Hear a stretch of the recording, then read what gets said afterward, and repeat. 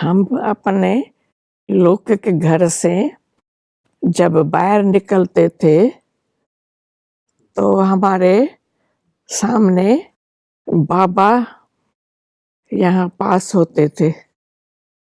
तो हमने देखा कि ये कोई बहुत उच्च व्यक्ति है, इसमें कुछ पावर है। तो मुझे आकर्षण हुई। मैंने अपने माँ-बाप को बोला कि मैं अब इसके सत्संग में जाती हूँ।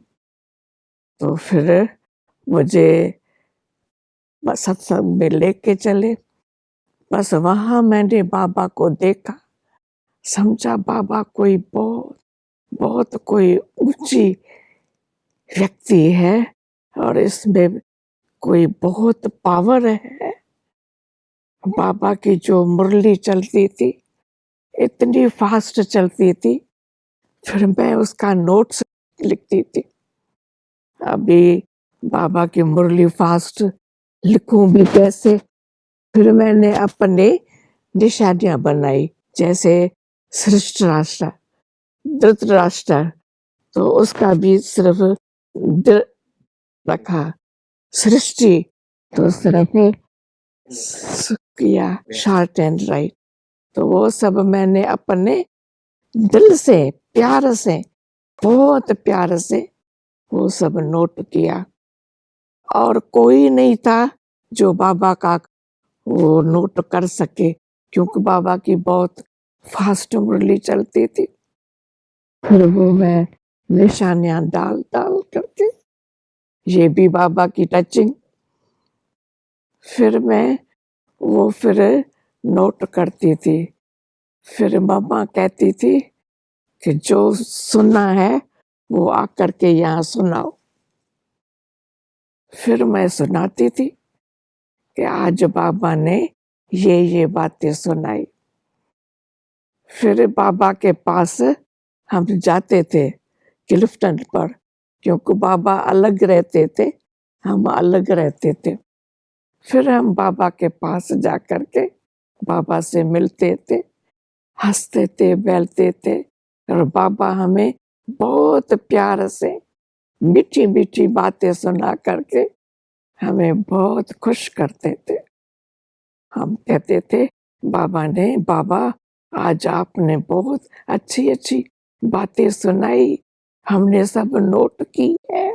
फिर मम्मा कहती थी आकर के ये सुनाओ यहाँ।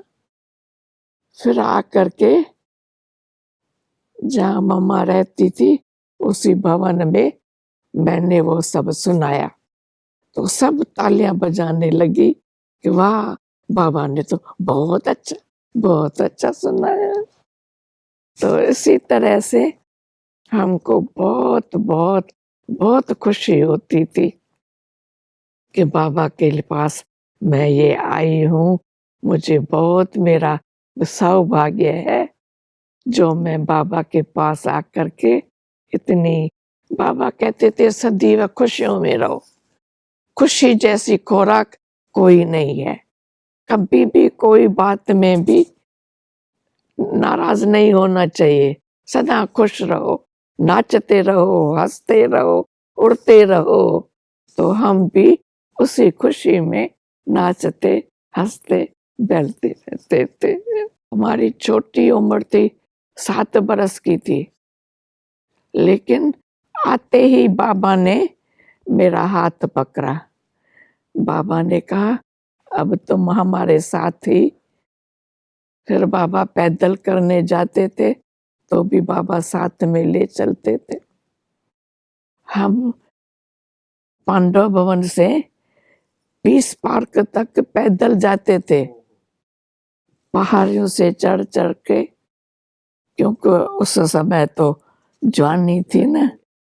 तो हम पीस पार्क में जाते थे, फिर वहां जा कर के चेरी केरी खाई, खुश हो गए।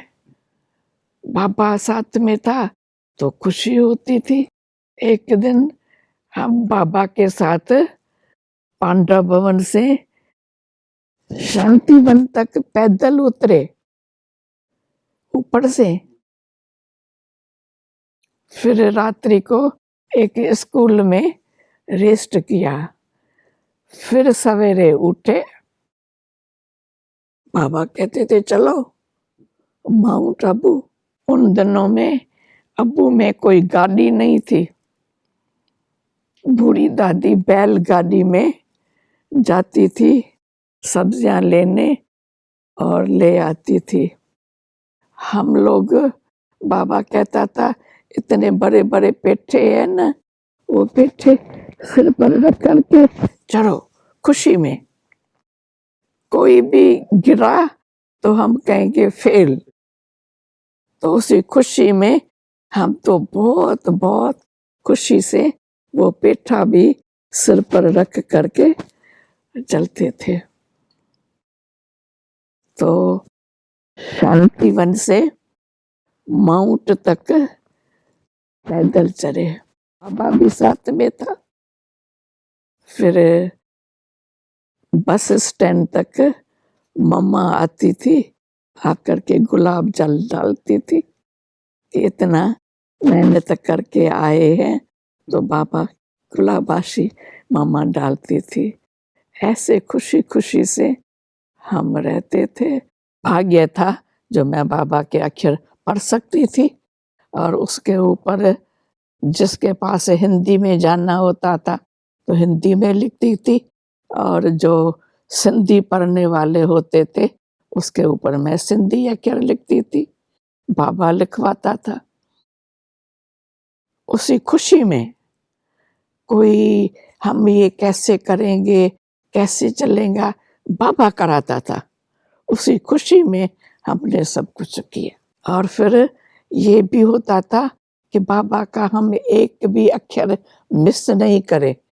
फिर अपनी इनिशियल बनाई, जैसे सृष्टि तो बस ऐसा किया, धृतराष्ट्र तो ऐसे ऐसे करके हम सब सीख गए।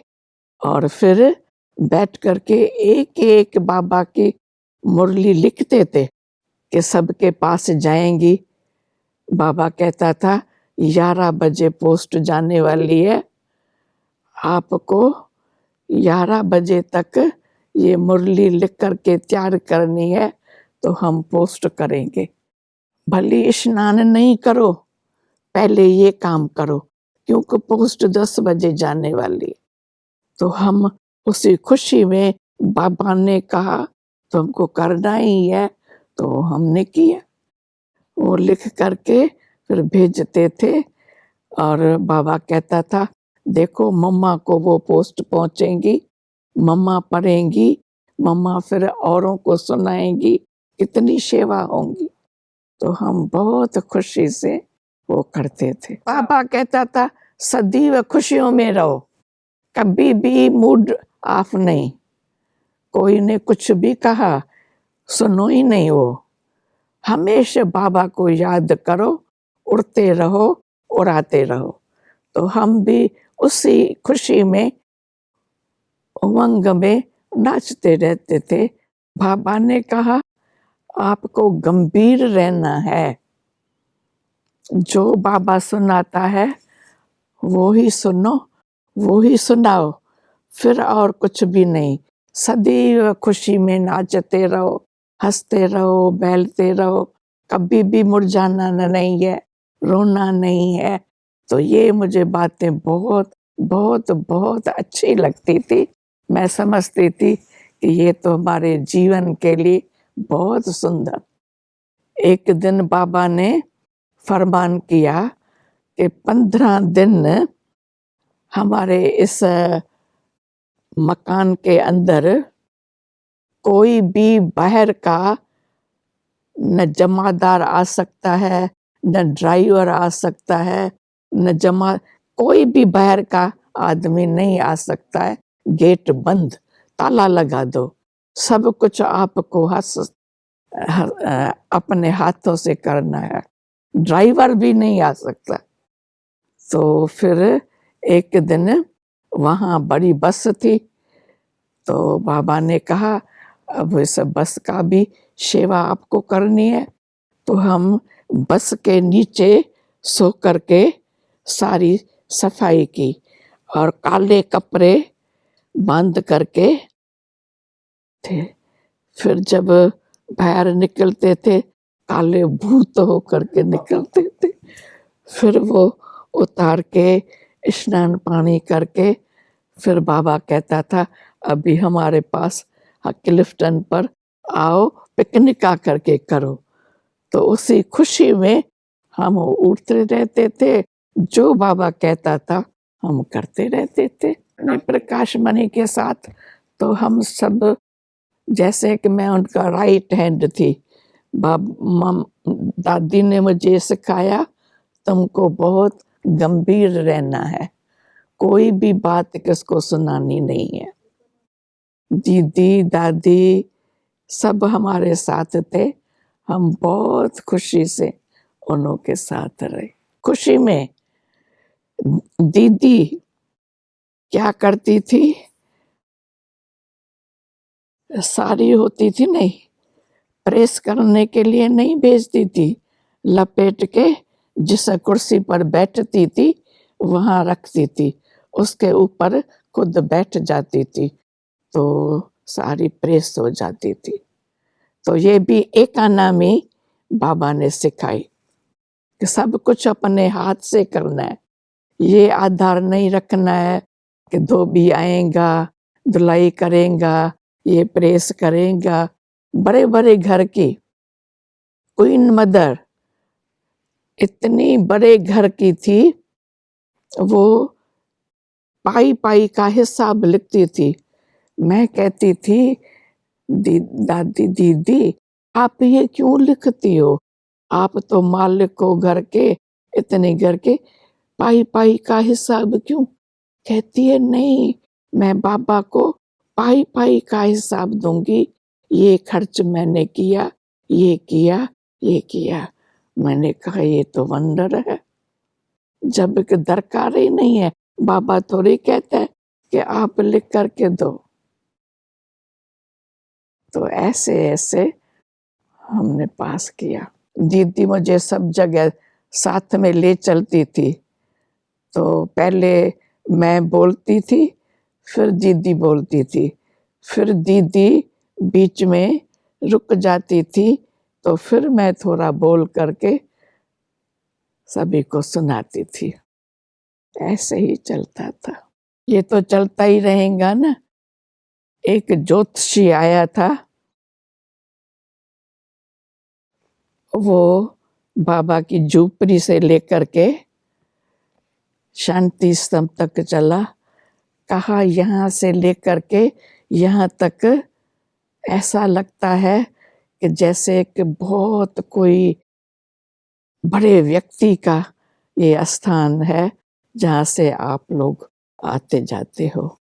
बहुत खुशी में कहा बहुत बहुत बहुत आपको कोई तकलीफ नहीं होगी, आप सदैव बाबा को याद करके और ऐसे चलते रहो। चल ही रहा है, बाबा करा ही रहा है, हमारे करने की क्या बात, बाबा करा रहा है ना, बाबा यज्ञ को चला रहा है। दीदी है दादी नहीं है, दीदी नहीं है तो बाबा चला रहा है, अभी भी तो बाबा चला रहा है ना। मैं तो कहेंगी सभी आकर के ये ज्ञान सुने और इस चीज को समझे कि क्या है आत्मा, क्या है परमात्मा, क्या है ड्रामा, क्या है, ये बातें आकर के समझे तो उन्हों की भी तो जीवन बन जाएंगी ना।